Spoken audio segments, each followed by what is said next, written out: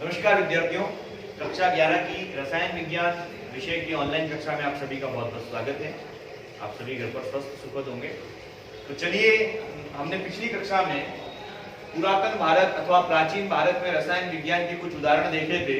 इसमें 6 उदाहरण मैंने आपको लिखवा दिए थे। तो आज नेक्स्ट नंबर 7 लगा करके आप लिखें। हम बात कर रहे थे पुरानी सभ्यताओं के आधार पर किस प्रकार से ये प्रूफ हुआ कि भारत में रसायन विज्ञान की परंपरा काफी पुरानी है। उसी क्रम में आगे बढ़ते हैं। दक्षिण भारत में मस्की जगह का नाम है। दक्षिण भारत में मस्की और उत्तर भारत में हस्तिनापुर। आपने महाभारत में नाम सुना होगा। उत्तर भारत में हस्तिनापुर तथा तक्षशिला, जहां हमारा विश्वविद्यालय था, तक्षशिला। दक्षिण भारत में मस्की और उत्तर भारत में हस्तिनापुर तथा तक्षशिला में कांच की वस्तुएं प्राप्त हुई। ये था अगला पॉइंट। ये भी रसायन विज्ञान का एक उदाहरण है। नेक्स्ट पॉइंट लिखे आप नंबर 8 लगा करके। हमारे 4 वेद हैं, उसमें से एक वेद ऋग्वेद। लिखे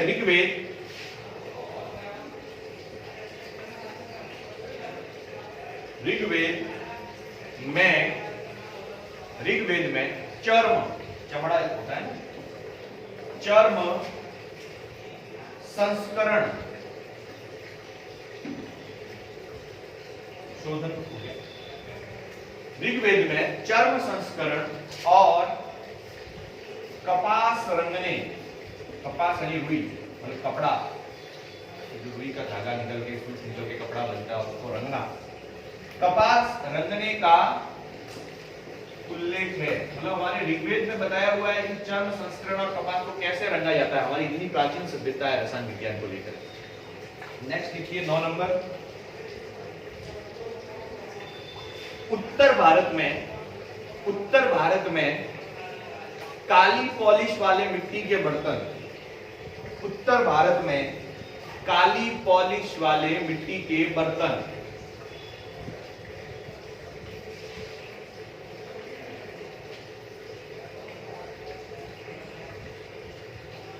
उत्तर भारत में काली पॉलिश वाले मिट्टी के बर्तन पाए जाते थे।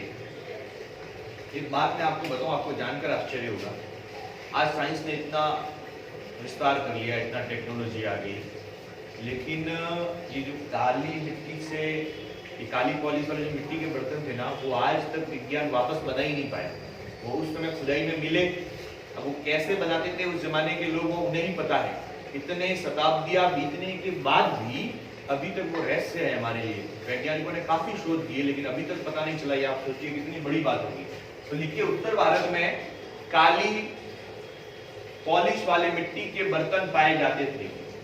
इसके ब्रैकेट में लिख दो, अभी तक भी यह रहस्य है कि इन्हें कैसे बनाया जाता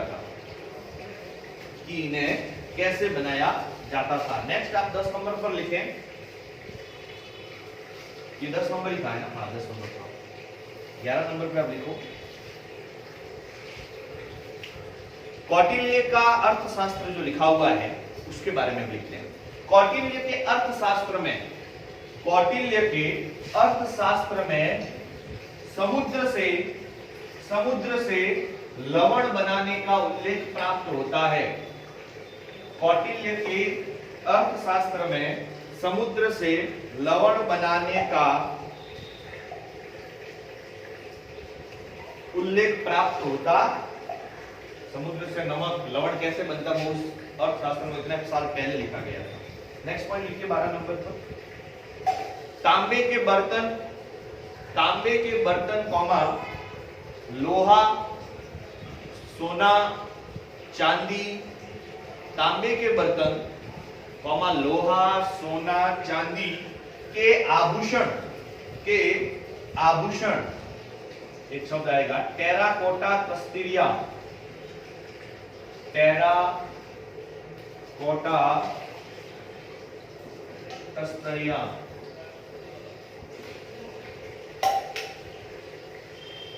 कॉमा चित्रकारी किए हुए मिट्टी के बर्तन, चित्रकारी किए हुए मिट्टी के बर्तन उत्तर भारत में बहुत से पुरातत्व स्थलों से हमें मिले हैं। उत्तर भारत में बहुत से पुरातत्व स्थलों से हमें मिले हैं। ठीक है, नेक्स्ट पॉइंट लिखिए 13 नंबर पर आप।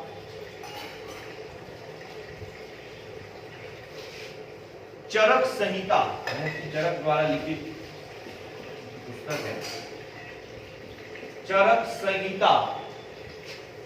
चरक संहिता में उन भारतीयों का उल्लेख है, उन भारतीयों का उल्लेख है जिन्हें सल्फ्यूरिक अम्ल, ये सब आप धीरे धीरे इनके फॉर्मूले भी पढ़ेंगे जैसे जैसे आगे बढ़ते जाएंगे। आप प्रैक्टिकल लैब में जाएंगे, लेबोरेटरी में, वहां पर भी आपको ये सब देखने को मिलेगा, इससे आप प्रयोग भी करेंगे। तो ये इस जमाने में हो रहा है और उन प्राचीन काल में भी हमारे ऋषि मुनियों को ये सब ज्ञात था। चरक संहिता में उन भारतीयों का उल्लेख है जिन्हें सल्फ्यूरिक अम्ल, नाइट्रिक अम्ल, तांबे, टीन और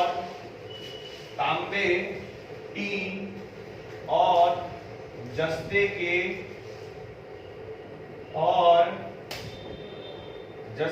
ऑक्साइड, तांबे, टीन और जस्ते के ऑक्साइड, कॉमा तांबे, जस्ते और लोहे के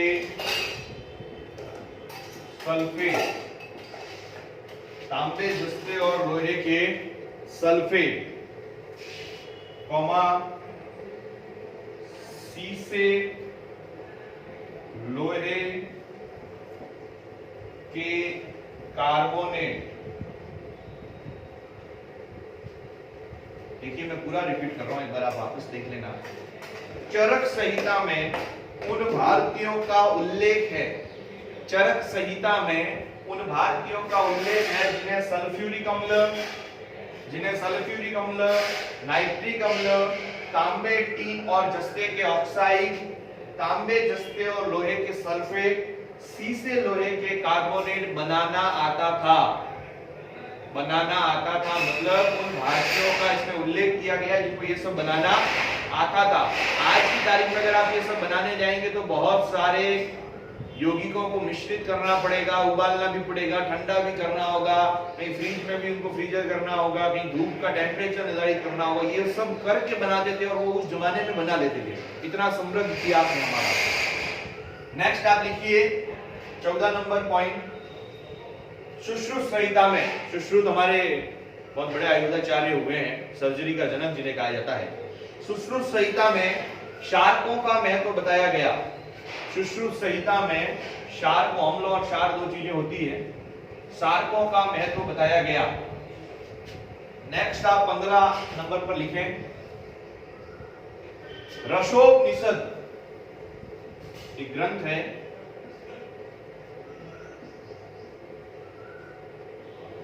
रसोपनिषद में बारूद बनाने का उल्लेख है। अब सोचिए उस जमाने में भी बारूद बना सकते थे हम। रसोपनिषद में बारूद बनाने का उल्लेख है। तो आज 15 पॉइंट तक हमने लिखा है। आप इन 15 जो पहले के 6 हमने लिखे और उससे आगे से आज लिखते हुए 15 तक पहुंचे हैं। इन सबको पढ़ें, और भी है आगे धीरे धीरे करके मैं आपको बताता रहूंगा। इनको अच्छे से पढ़ें, समझें और याद करें। बहुत बहुत धन्यवाद।